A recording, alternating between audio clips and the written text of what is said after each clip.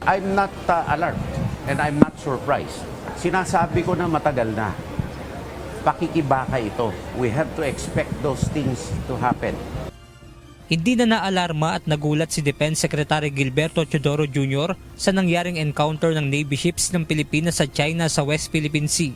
Nitong Lunes, nakaranas ng dangerous maneuver at pagbuntot mula sa Chinese warship ang BRP Emilio Jacinto habang nagsasagawa ito ng maritime patrol 11.8 nautical miles mula sa katimugang bahagi ng Baho de Masinloc. Ayon kay Secretary Teodoro, asahan na ang mga ganitong pangyayari. We have to expect more of the same. I mean, alangan naman hindi natin gawin ang katungkulan natin sa ating jurisdiction sa ilalim ng batas. Hindi pwede yun. Hindi sila ba nagdidikta ng batas ng mundo? Hindi. Sinabi pa ng kalihim na may kabayaran para makamit ang kalayaan. Ngayon, ano ang price? Kung magdesisyon tayo na madali, apis, capitulate.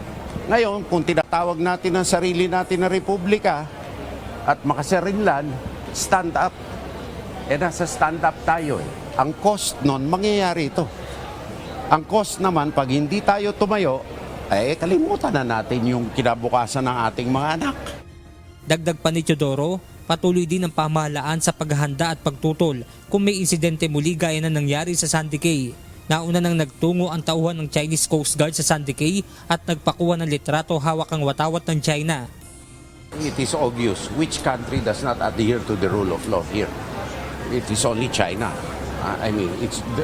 Bukod tangi po sila. Valedictorian po sila sa hindi kasusunod ng rule of law. Kung may ginawang tama yung bansa na yan, yun. Ngayon, hindi bansa, baguhin ko, yung partido na nangangasiwa sa kanila.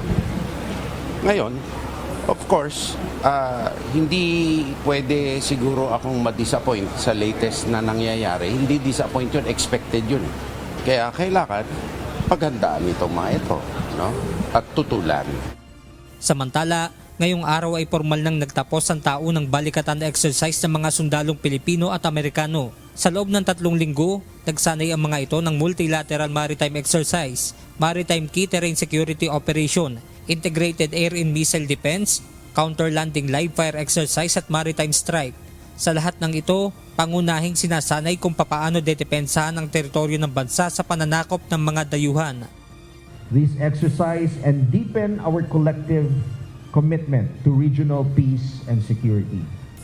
Today, we are forging not only stronger armed forces, but a more secure world. Naniniwala rin ang Pilipinas at Amerika na ang isinasagawang joint military exercise ay may malaking bahagi sa seguridad ng Indo-Pacific region. Bawat bansa sa mundo, lalo-lalo na kung archipelagic ito, mas lalo dapat pag-igtingin ang pagsasanay, paghahanda at paglalagay at pag-aambag ng tamang resources para sa depensa.